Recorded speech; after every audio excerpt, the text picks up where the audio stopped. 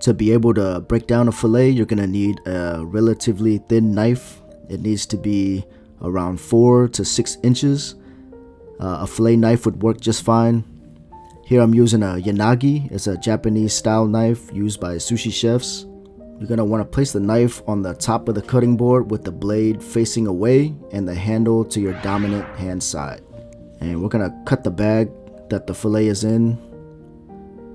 And we're gonna go ahead and lift the fillet away from the bag and keeping the blood inside the bag, and go ahead and throw that bag away.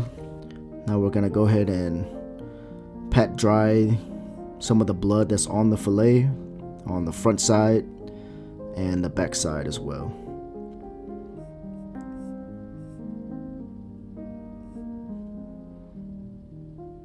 And go ahead and clean the cutting board on the underside so it's not wet. This way the fillet doesn't slide around during the trimming process. You'll also need a bowl to keep the trimmings in, and we'll go ahead and start by using our hands and getting whatever we can off of the fillet with our hands. Don't worry too much about waste. I'm going to show you at the end of the video how to save that waste and prep it for stir fry. If you guys want a wok tutorial or different recipes using a wok, let me know in the comments below. We're just working on the back side of the fillet here, taking off fat, tendon. There's a piece of tendon right here, some fat removed, and the tendon is right here. Alright, that's looking good, so let's go ahead and flip it over and work on the front side. And as we take off the fat and the tendon from the top side, we'll be exposing these areas called the chain and the muscle on roast. You can use this as a small roast, but at the Japanese steakhouses we use them and serve them as fillet.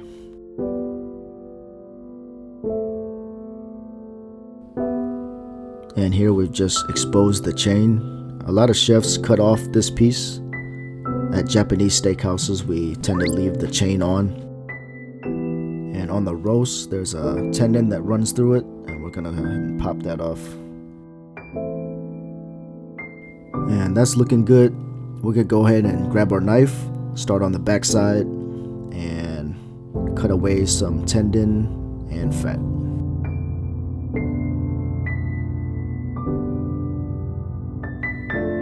And when you're using the knife, you're gonna want to place your hand on the opposite side that your knife is moving. My knife is moving to the right, my hand is to the left. You want to use nice long single strokes, no sawing. Start from the back or the middle of the knife, and one stroke towards the tip of the knife.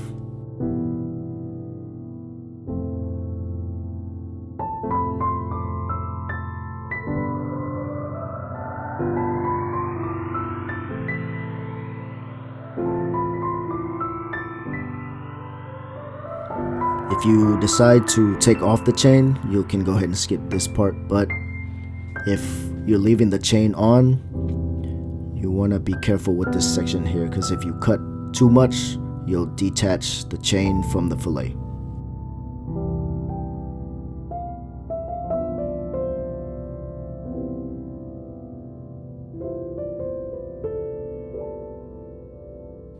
And go ahead and run the knife along the fillet.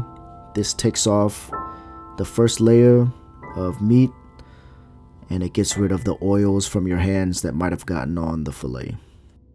Alright, let's flip this thing over and work on the top side. We're gonna go ahead and detach the meat on roast, and we're using small incisions, and we're gonna expose the tendon and fat.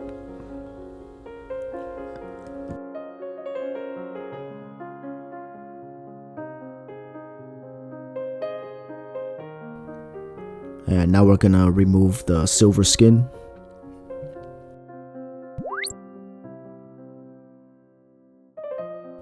And just take one long stroke. No sawing. Start from the end of the knife to the tip of the knife.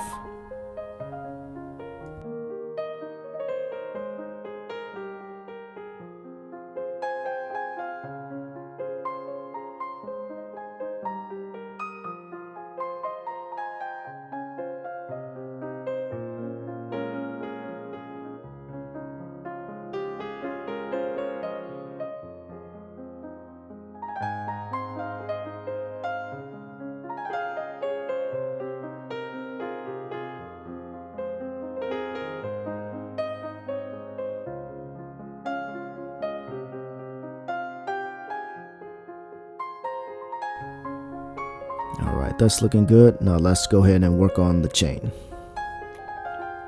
There's tendon that runs along the top of the chain. That's the part that we're gonna be taking out here.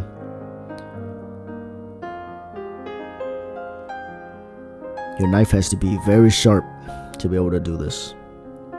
There's a lot of tendon that runs through the chain.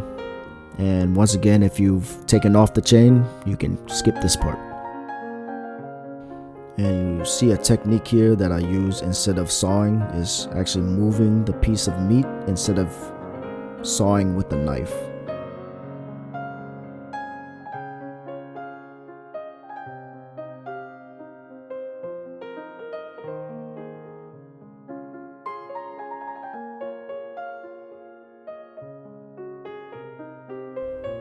And with that, trimming is complete, and we'll go ahead and move to portioning.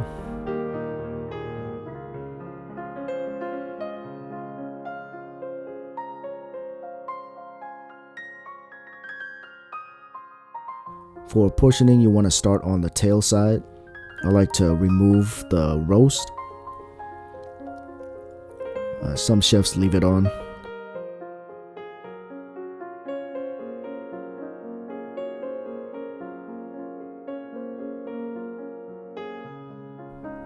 You're going to want to measure with 3 to 4 fingers, and this will give you 4 to 5 ounces per piece.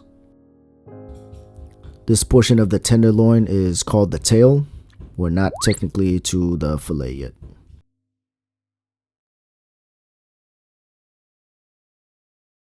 So this is where the fillet begins.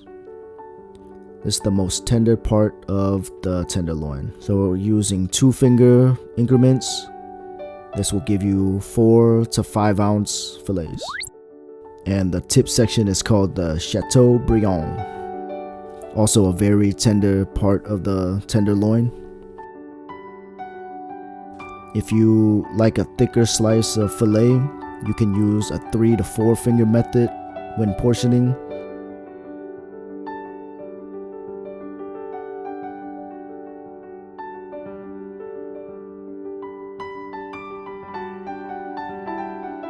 Alright, now let's go ahead and show you guys how to save some of the meat from the waste. And we'll go ahead and use it for stir fry. And while I was cutting this meat, I was thinking about using this for a spicy basil stir fry with udon noodles and tomatoes, mushrooms, onions, garlic. If you guys want that video, comment below.